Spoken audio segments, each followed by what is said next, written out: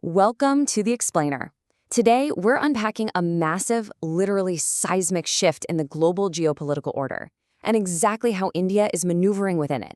The era of a largely US-led international system is transforming right before our eyes. At the absolute center of this transition is the strategic competition between the United States and China. And to navigate this, countries aren't just, tweaking their policies. They are completely redefining their strategic, economic, and diplomatic priorities. Okay, let's just dive right into this with a question you hear all the time in political circles. Is the Quadrilateral Security Dialogue, or the Quad, actually just a massive military alliance, like an Asian NATO? Well, we're going to look past the political rhetoric today and analyze the actual framework to see what's really going on. To answer that, here is our roadmap for today. We'll start with 1, a changing global order. Then 2, what is the Quad? 3, beyond a military alliance. 4, India's Strategic Balancing Act. 5, managing regional risks. And finally, 6, the path forward. All right, Section 1, a changing global order, the shift to multipolarity.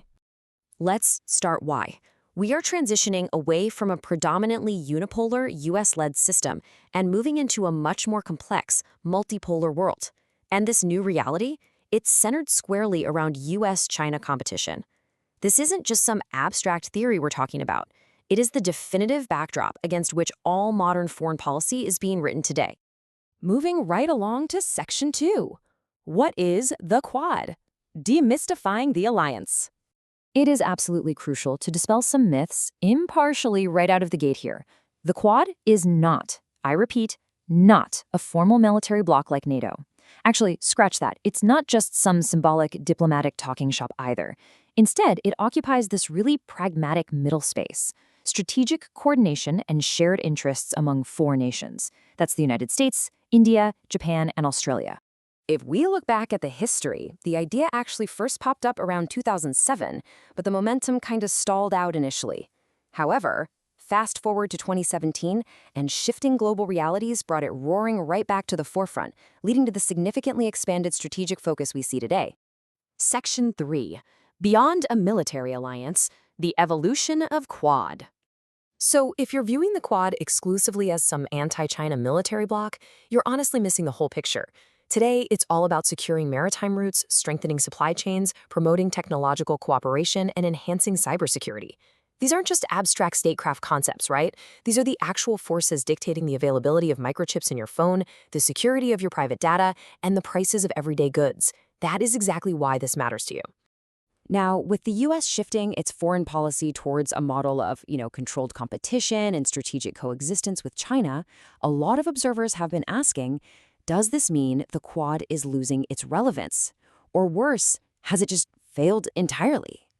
Well, the short answer is no, it hasn't failed at all. It has transformed. In today's world, global influence isn't just built with tanks and traditional military containment anymore.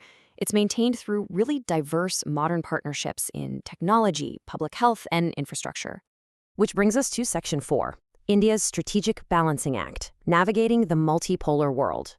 So how does India handle all this? They navigate this changing world through a doctrine called strategic autonomy. Basically, the central question for India isn't about whether to align completely with the US or to totally isolate itself. It's the incredibly delicate art of engaging deeply with the world while strictly preserving its own independent decision-making. It's an absolutely incredible foreign policy juggling act. India is simultaneously strengthening ties with the US, keeping up historical defense relations with Russia, championing the global South, and managing a dialogue with China. They are masterfully avoiding dependence on any single global bloc. It's kind of like this high-stakes tightrope walk with constantly shifting winds. One misstep could be costly, but the payoff is huge. And participating in the Quad offers India massive strategic advantages to actually pull this autonomy off. It strengthens their role in the Indo-Pacific, diversifies global supply chains, and enhances maritime security. But perhaps most importantly, it opens critical doors in semiconductors, artificial intelligence, and digital infrastructure. And let's be real, those are the exact tech sectors that are going to define the future global economy. Section 5, Managing Regional Risks, the Challenges Ahead. But, playing on all sides of the board comes with a cost and some seriously high-stakes risks. India could easily become overly entangled in US-China strategic friction. They face this constant threat of external pressure, squeezing their independent foreign policy choices.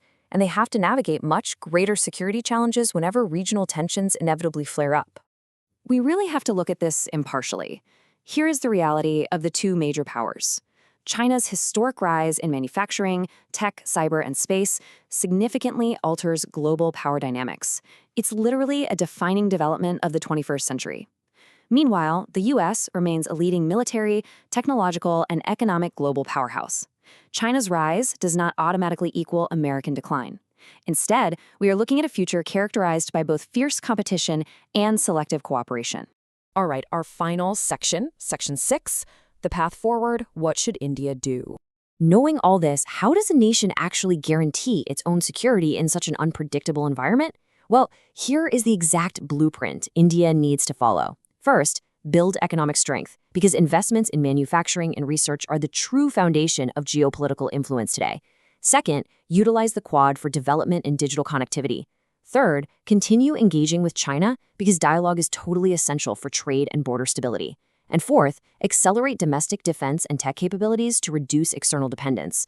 Ultimately, it's pretty premature to call the Quad irrelevant, but it's also completely unrealistic to expect it to turn into some permanent military alliance like NATO. As the world changes, economic and technological self-reliance is the new national security. And that leaves us with one profound geopolitical truth. Permanent friendships rarely exist. Permanent interests do. So as the next decade of foreign policy unfolds, ask yourself, as alliances blur and shift, is any nation truly independent, or are we all just managing our dependencies? Thanks so much for joining me on this explainer. Keep asking questions and keep learning.